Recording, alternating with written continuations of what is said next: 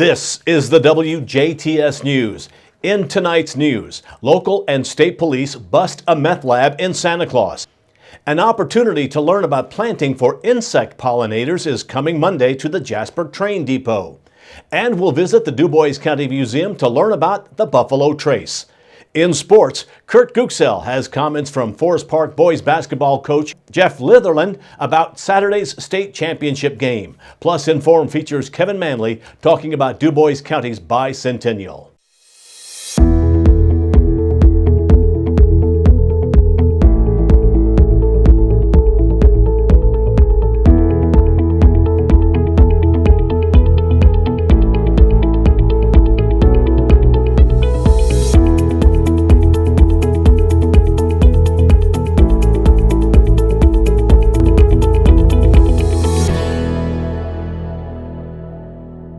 Thank you for tuning in to WJTS. I'm Bill Potter with the WJTS News. State police and supporting agencies worked to bust a local meth lab operating out of Christmas Lake Village. On Thursday, state police were contacted by Santa Claus police indicating they had developed additional information into an investigation that state police were leading. They reported that 59-year-old Wyman E. Alvey of Santa Claus had purchased items from a local business that are commonly used to manufacture methamphetamine. State police were granted a search warrant for Alvey's residence, which is located in Christmas Lake Village. During the course of the search warrant investigation, authorities located what they believed to be an active meth lab. Items found were inspected, and police collected the suspected meth lab for laboratory analysis. Additionally, Santa Claus PD Sergeant Matt Keller was able to develop information that Alvey had previously stolen $400 worth of merchandise from the Santa Claus Dollar General store. After the search warrant was executed, Alvey was located in Tell City and taken into custody by Tell City Police. He was then transferred to Indiana State Police custody. Alvey was arrested and incarcerated at the Spencer County Jail on multiple felony and misdemeanor charges. The Martin County Sheriff's Office arrested 2 people after the discovery and seizure of 4 grams of methamphetamine. In the early morning hours of Thursday, a Martin County Sheriff's Office deputy was patrolling Highway 50 east of Lagodi when he observed a vehicle commit a moving violation. A traffic stop was initiated near the White River Co-op. Lagodi Police Department, along with Indiana State Police, arrived to assist.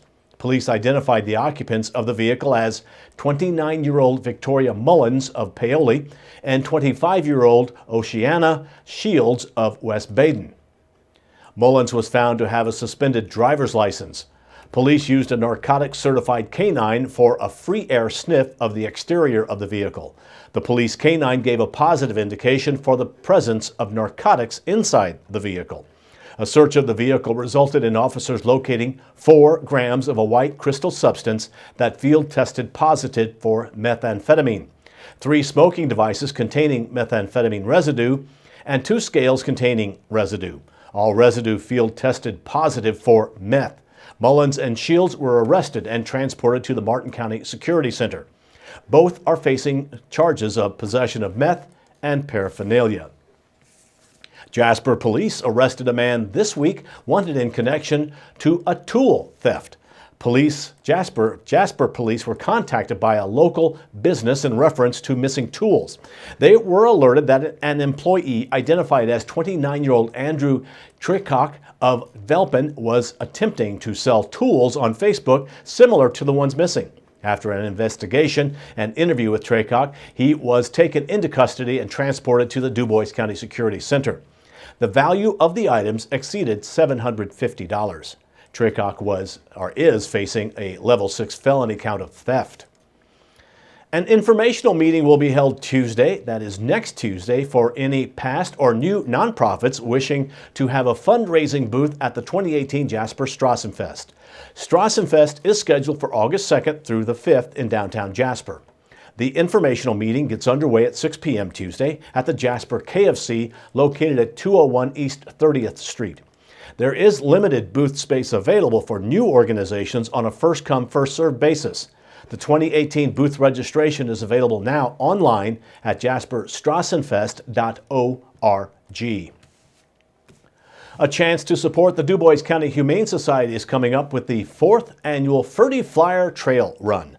The Ferdy Flyer Trail Run will take place at the Ferdinand State Forest on April 7th. Proceeds from this 10K benefit the DuBois County Humane Society. Participants will have a chance at the challenging trails the Ferdinand State Forest offers, while also benefiting the DuBois County Humane Society, as 100% of the net proceeds from the event will go to the Humane Society.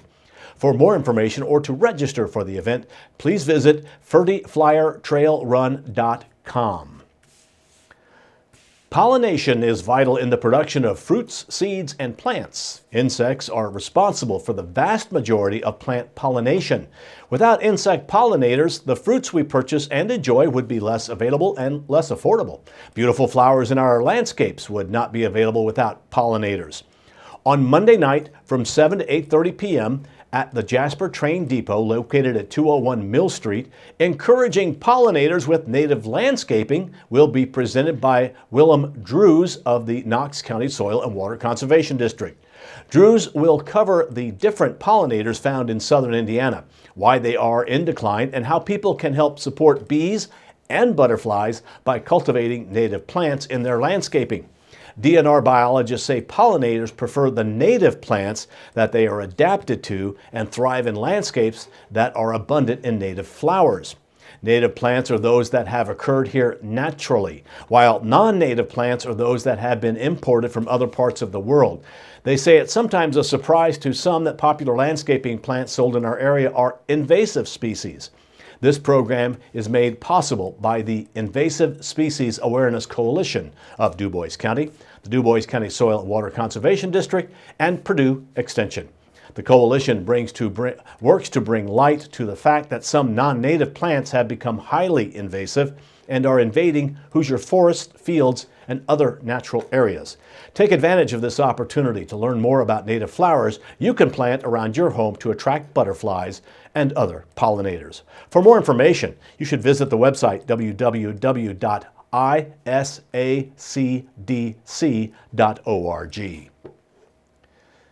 Destination Huntingburg is a group of volunteers dedicated to encourage, enrich, and develop an inviting atmosphere in Huntingburg, and will be hosting an informational session for those interested in being vendors for the 2018 Huntingburg Farmers Market season.